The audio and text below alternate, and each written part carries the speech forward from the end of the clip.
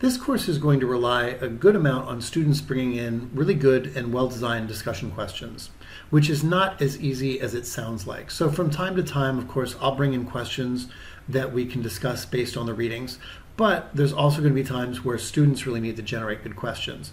Like I said, it's not terribly easy to do, so we want to think about what the elements of a well-designed discussion question is. So when you read a text and you think about what kinds of questions you want to ask to your classmates, we want to make sure these are the kinds of questions where discussion can go on for a long time, rather than discussion happening for a few minutes and fizzling, or a question where there's just a lot of pauses because there may be confusion about what the question is, or something like that. So in this video, I want to talk about the elements of a well-designed versus a poorly designed discussion question. So for purposes of clarity, why don't we look at a quote that I often assign students to read and think about this quote and imagine that we're creating discussion questions for it. So the quote is from Theodore Sizer in his book, Horace's Compromise. Here's the quote: "Inspiration, hunger. These are the qualities that drive good schools. The best we educational planners can do is to create the most likely conditions for them to flourish, and then get out of the way."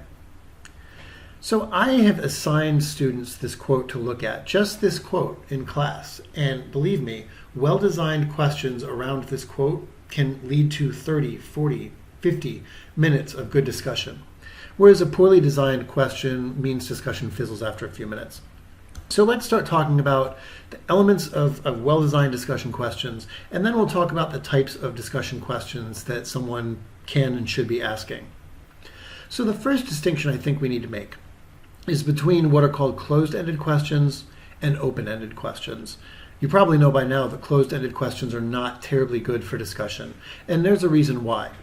Closed-ended questions mean what they sound like, that there is a closed end to that question, usually because there's a factual answer of some sort that once it's found, there's really no point to continuing a discussion. Or it could also be that the question doesn't have a factual answer, but most people will share the same opinions on that question, share the same answer, and once everyone agrees with each other, there's really not much to discuss unless you do a follow-up question, which is obviously possible. So let's think about this quote and imagine a few closed-ended questions that wouldn't be the kinds of questions that are really good for classroom discussion. So if we look at the quote, someone could ask something like this: "Based on the quote, what do you think Sizer thinks about the importance of inspiration and hunger to learning?"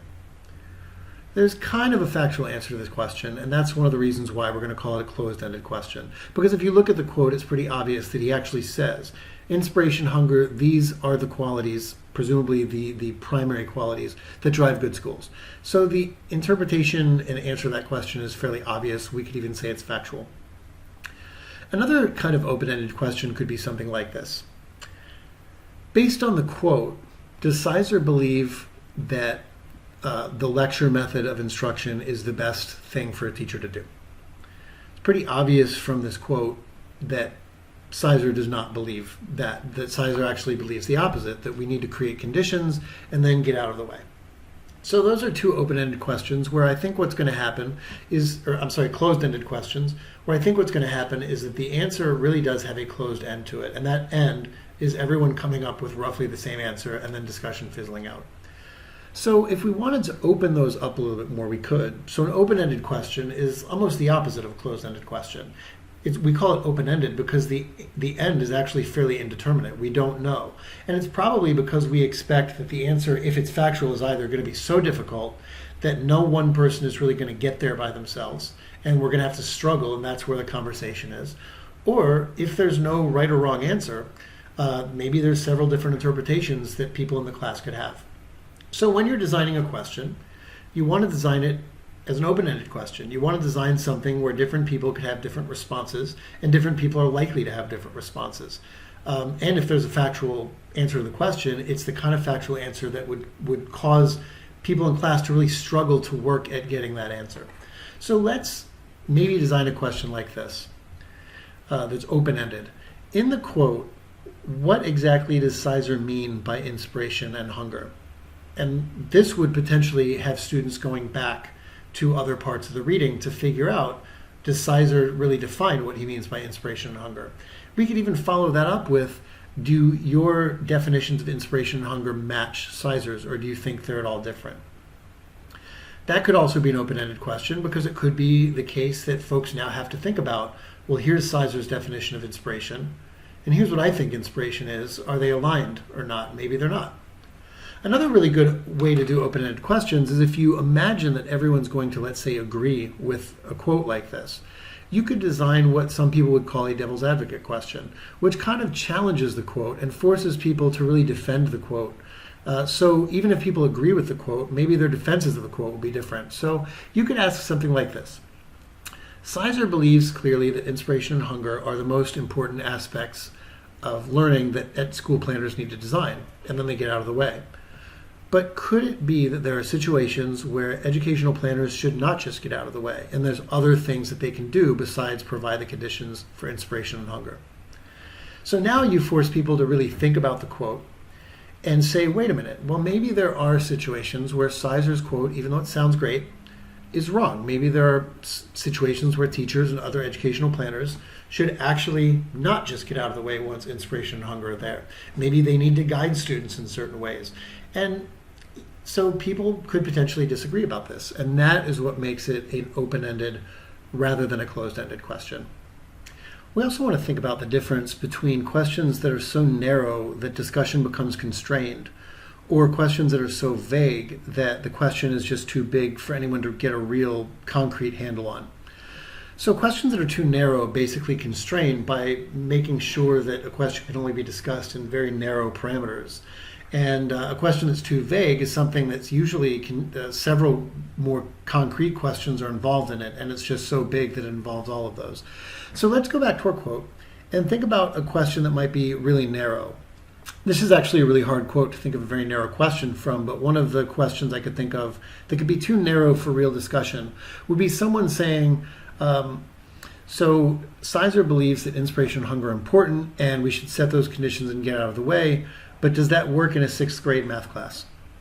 The problem is that the question is so focused on a very narrow area that it's going to be hard for people who aren't 6th grade math teachers, let's say, to get involved with. The question is just a little bit too small and narrow. More commonly, though, I hear people asking very vague questions.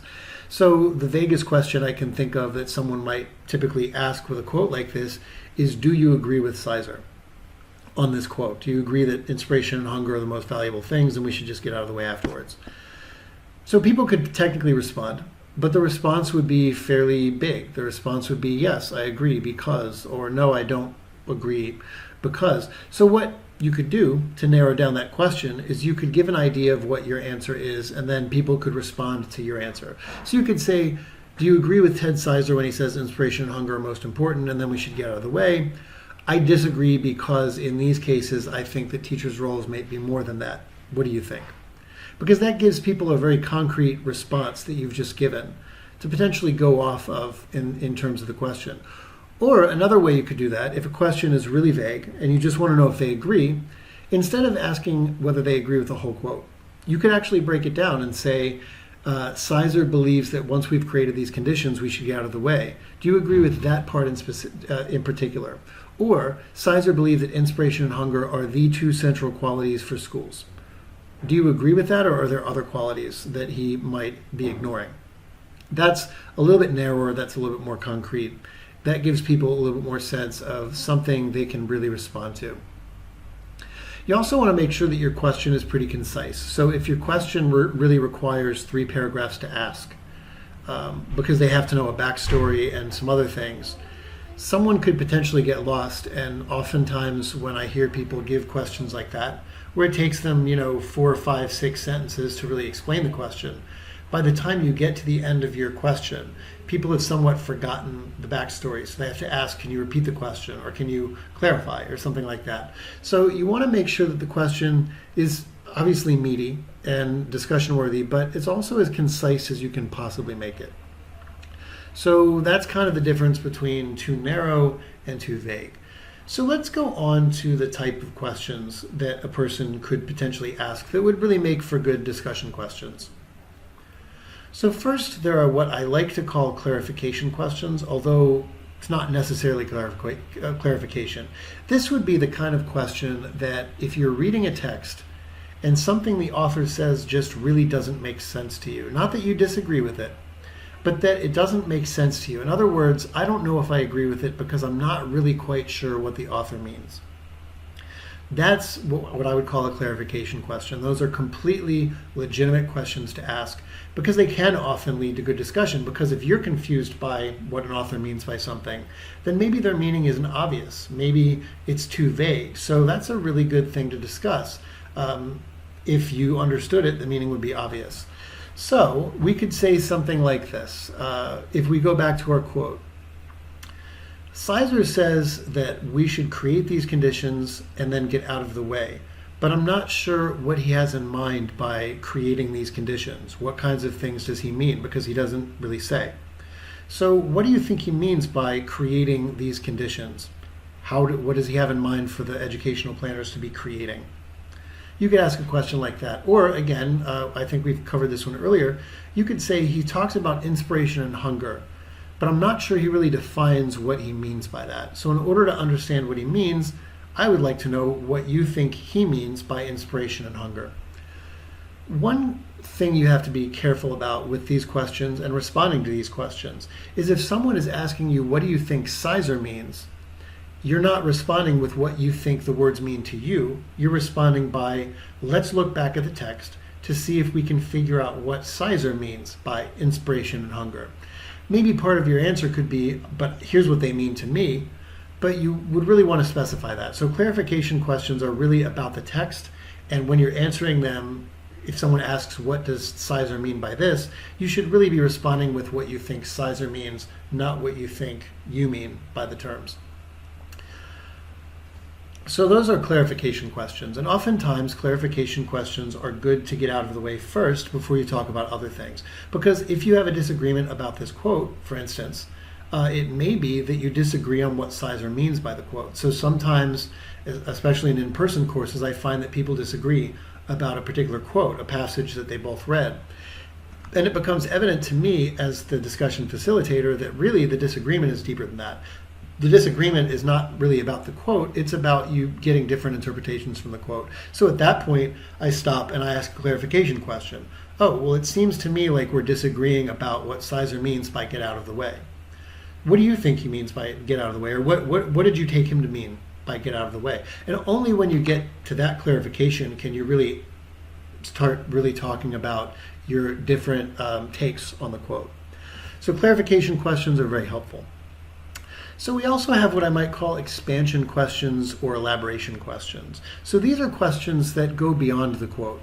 Instead, so you think you're clear on what the author means by the quote, but you're not sure you agree about the quote, or you're not sure that his argument is convincing, or you're not sure that her examples are satisfying, or you have some thought about the quote that you really want to get in there. So we could do something like this for an expansion or elaboration question.